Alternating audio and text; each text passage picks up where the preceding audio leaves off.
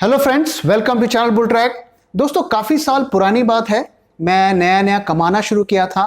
अचानक एक दिन मुझे एक आदमी के साथ मेरी मुलाकात हुई और वो बहुत जल्दी ही घुल मिल गया और दोस्ती बढ़ाने लगा। अच्छी अच्छी बातें करता था। कुछ टाइम के बाद उसने मुझसे इंश्योरेंस प्रोडक्ट्स के बारे में बात करनी शुरू की और फाइनली एक दिन उसने मुझे इंश्योरेंस बेचने की कोशिश की और उसने अपनी आइडेंटिटी रिवील कर दी कि भाई वो एक LIC एजेंट है।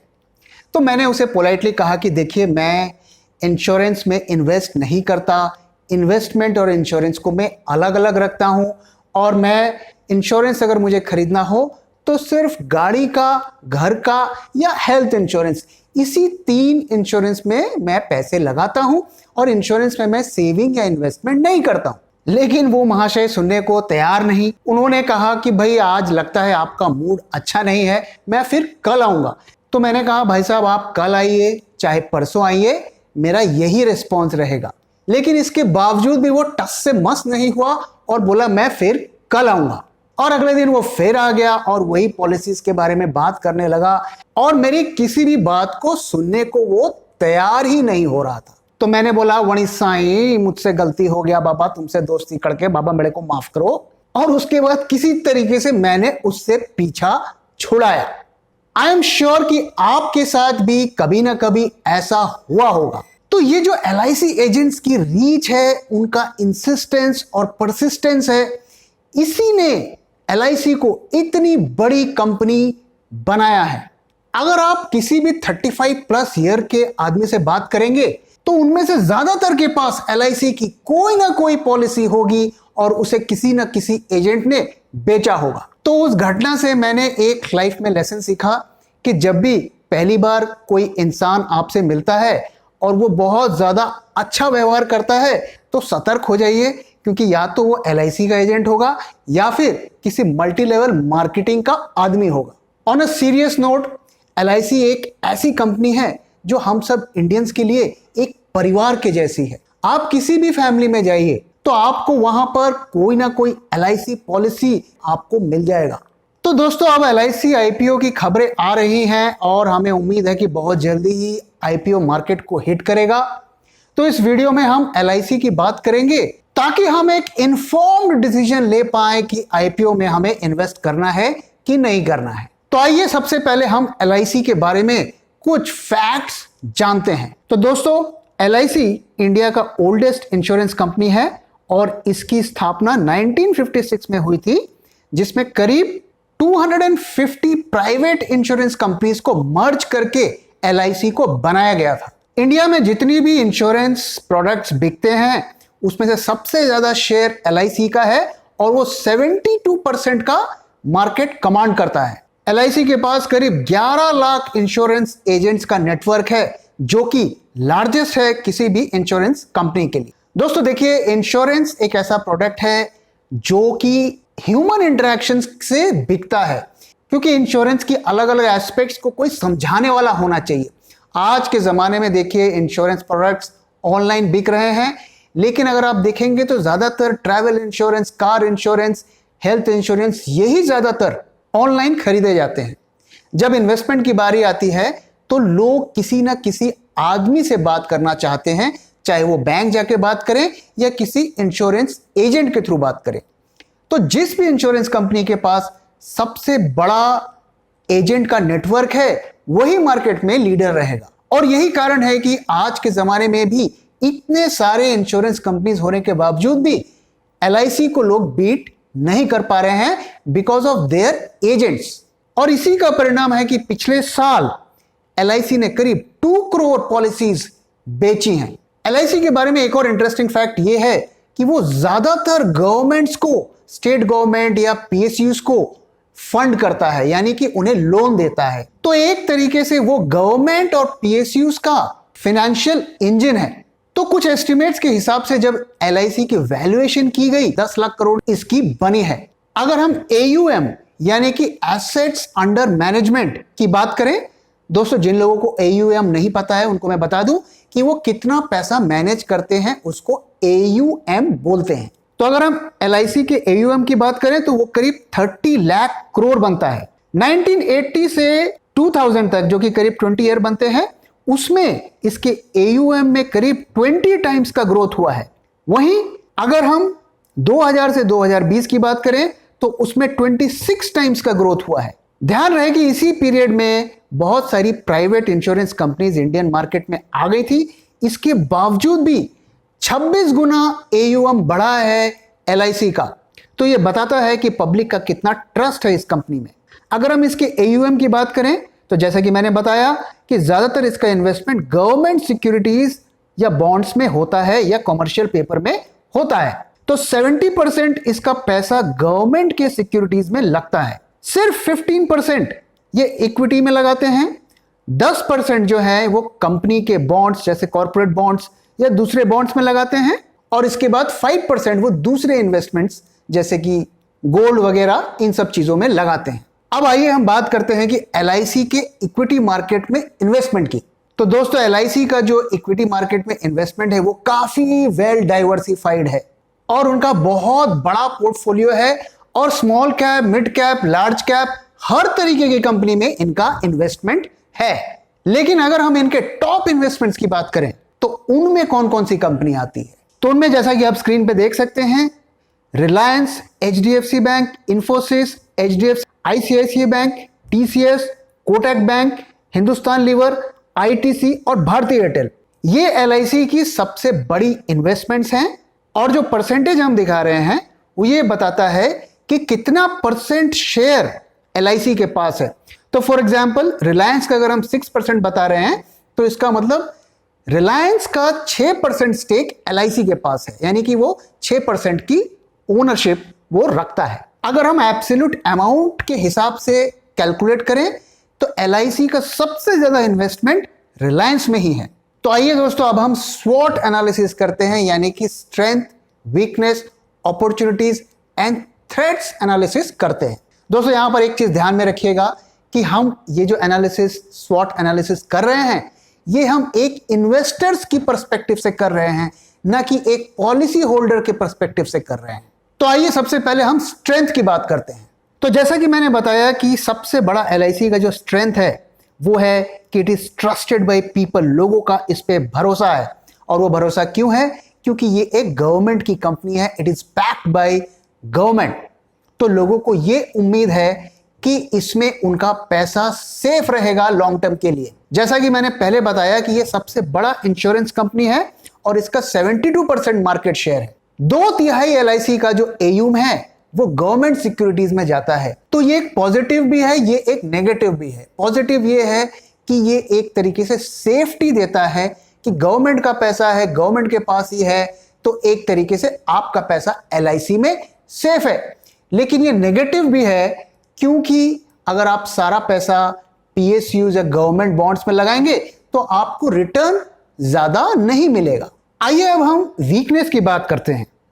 तो देखिए, जो सबसे बड़ी LIC की वीकनेस है, लो इन्वेस्टमेंट इन इक्विटीज। 15% वो अपना पैसा इक्विटी में लगाते हैं और हमें पता है कि सबसे ज्यादा ग्रोथ इक्विटी में ही होता है।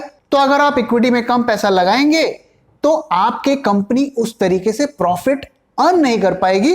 तो शेयर होल्डर के पर्सपेक्टिव से ये एक नेगेटिव पॉइंट है, लेकिन वही पॉलिसी होल्डर के पर्सपेक्टिव से ये एक पॉजिटिव पॉइंट है क्योंकि उसका पैसा ज्यादा सेफ है। अगर हम LIC के इन्वेस्टमेंट रिटर्न्स की बात करें तो वो पैथेटिकली लो है, और पिछले अगर 4-5 साल का आप रिकॉर्ड देखें तो उसके इन्वेस्टमेंट का रिटर्न 6-7% से ज्यादा का नहीं है। इससे ज्यादा रिटर्न तो आप किसी गवर्नमेंट बॉन्ड या गिल्ट फंड में लगा देंगे तो उससे ज्यादा ही मिल जाता है। तो इसी वजह से LIC के प्रॉफिट में उस तरीके से ग्रोथ नहीं हो पा रहा है। तो जब IPO आ जाएगा और वो पब्लिकली लिस्टेड हो जाएगी तो कंपनी के ऊपर एक प्रेशर रहेगा कि उसे हर क्वार्टर पे ग्रोथ दिखानी पड़ेगी। अगर वो ग्रोथ नहीं दिखा पाएगी, इसी तरीके से परफॉर्म करेगी, तो उसके स्टॉक प्राइस में उस तरीके से ग्रोथ हमें नहीं देखने को मिलेगा और हो सकता है कि उसका स्टॉक प्राइस गिरने लगे। अगली जो वीकनेस है कि LIC का बहुत सारा गलत जगह पर इन्वेस्टमेंट किया हुआ है, जैसे कि सिक PSUs या येस बैंक, MTNL, इस तरीके की बहुत सी ऐसी कंपनी में LIC का पैसा लगा हुआ है जिन कंपनीज पर कोई ग्रोथ विजिबल नहीं है। अब वो क्यों ऐसा कर रहे हैं हम नहीं कह सकते, लेकिन फिलहाल अगर उनके इन्वेस्टमेंट्स को देखें तो उन्होंने ऐसी बहुत सारी गलत कंपनी में पैसा इन्वेस्ट किया है।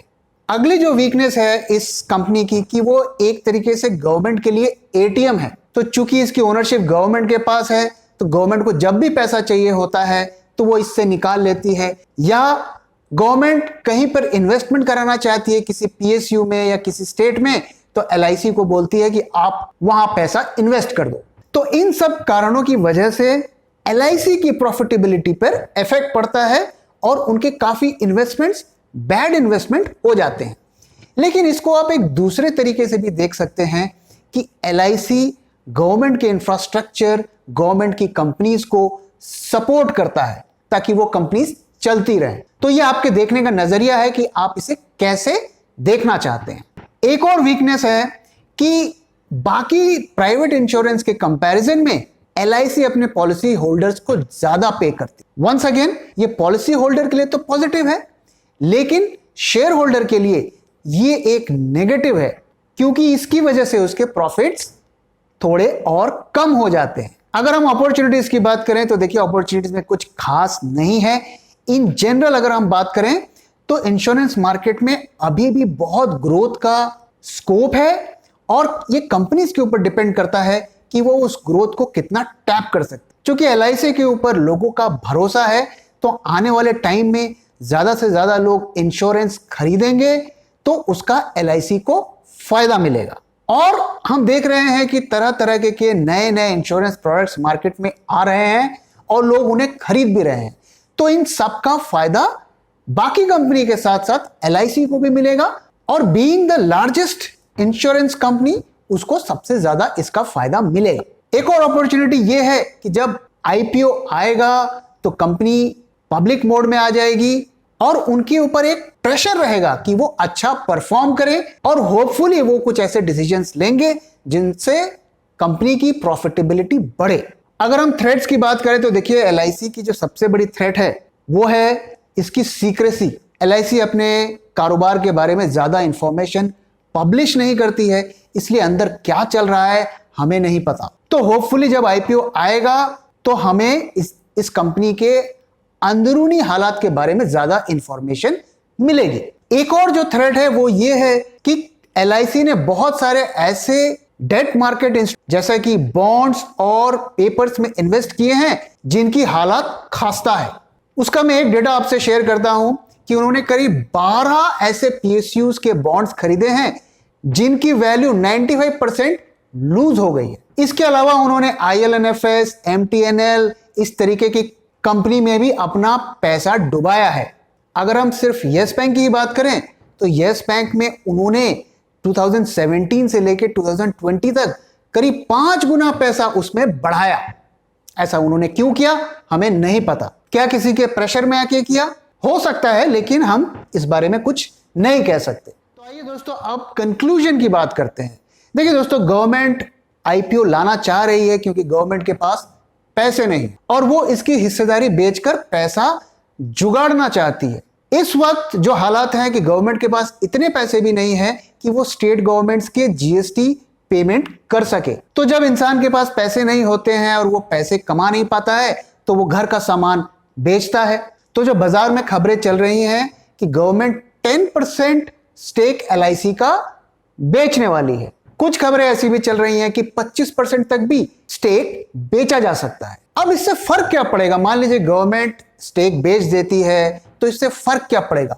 इससे कोई फर्क नहीं पड़ेगा क्योंकि 90% ओनरशिप गवर्नमेंट के पास ही रहेगी और गवर्नमेंट जिस तरीके से पहले एलआईसी को कंट्रोल करती थी उसी तरीके से करती रहेगी। तो अगर हम पॉलिसी होल्डर के पर्सपेक्टिव से भी देखें तो उनके लिए भी अच्छा ही है एक तरीके से कि चीजें गवर्नमेंट के कंट्रोल में रहेंगी, तो होपफुली उनके इन्वेस्टमेंट भी सेफ रहेंगे। तो दोस्तों आइए अब इस बारे में बात करते हैं कि क्या इस आईपीओ में इन्वेस्ट करना चाहिए। देखिए पहले पॉजिटिव्स की बात करते हैं। देखिए ये नंबर 1 इंश्योरेंस कंपनी है और ये नंबर 1 इंश्योरेंस कंपनी फ्यूचर में भी रहेगी क्योंकि लोगों का विश्वास इस पर है। It is backed by government, तो लोगों का विश्वास इस पे बना रहेगा, लोग इसमें पैसा लगाते रहेंगे। लेकिन अगर हम नेगेटिव चीजों की बात करें तो देखिए, कोई भी कंपनी का शेयर प्राइस तभी बढ़ता है जब उसकी प्रॉफिट्स क्वार्टर ऑन क्वार्टर या ईयर ऑन ईयर बढ़ते हैं, उनके बिजनेस में, उनके प्रॉफिट्स में ग्रोथ होते हैं। फिलहाल जो हम LIC का रिकॉर्ड देख रहे हैं पिछले 4-5 साल में, तो इसमें कोई ग्रोथ नहीं है। तो अगर आप इस IPO में पैसा लगाते हैं, इसका शेयर आपको मिल जाता है और कंपनी इसी तरीके से ग्रो करती है, तो क्या आपका शेयर का प्राइस बढ़ेगा?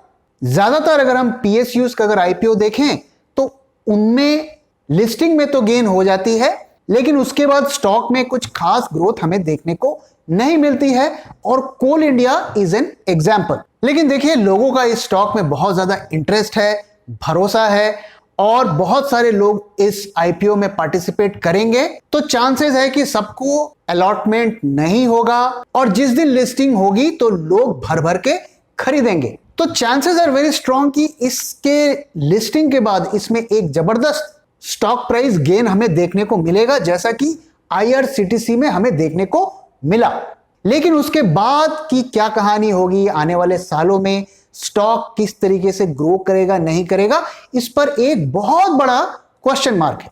अब लिस्टिंग पे कितना गेन हमें मिलने की उम्मीद है, यह इस वक्त कहना मुश्किल है, क्योंकि हमें नहीं पता कि इसका इशू प्राइस क्या होगा, इसकी जो फाइनल वैल्यूएशन कितने की होती है, इन सब फैक्टर पे डिपेंड करेगा। लेकिन यह बात तो तय है कि चूंकि लोगों का इंटरेस्ट इस स्टॉक में है, तो लिस्टिंग पे डेफिनेटली गेन मिलेगा। देखिए, अभी IPO की डेट फाइनल नहीं हुई है, और हमें उम्मीद है कि ये बाय ईयर एंड या अर्ली नेक्स्ट ईयर ही मार्केट को हिट करेगा। तो दोस्तों, ये सब इंफॉर्मेशन जानकर आपको क्या लगता है? क्या ये कोल इंडिया के राह पे जाएगा कि जहां पर 15-20% का लिस्टिंग गेन मिलेगा और उसके बाद स्टॉक एक रेंज में ही रहेगा, या आपको लगता है कि ये IRCTC की तरह परफॉर्म करेगा कि ये 100-200% लिस्टिंग पे गेन देगा और उसके बाद भी एक जबरदस्त गेन इसमें हमें देखने को मिलेगा? तो क्या है आपका ओपिनियन? आप इसे एक कोल इंडिया कैटेगरी का स्टॉक मानते हैं, या आप इसे एक IRCTC कैटेगरी का स्टॉक मानते हैं? अपना ओपिनियन जरूर हमसे शेयर करें। तो दोस्तों, इसी के साथ इस वीडियो को मैं यहां पे खत्म कर रहा हूं। आशा करता हूं आपको ये वीडियो पसंद आया, और अगर पसंद आया है तो प्लीज वीडियो को लाइक करिए, अपने दोस्तों के साथ शेयर करिए, और हमारे चैनल को सब्सक्राइब करिए। So thank you very much for your time दोस्तों। फिर मिलेंगे किसी और वीडियो में।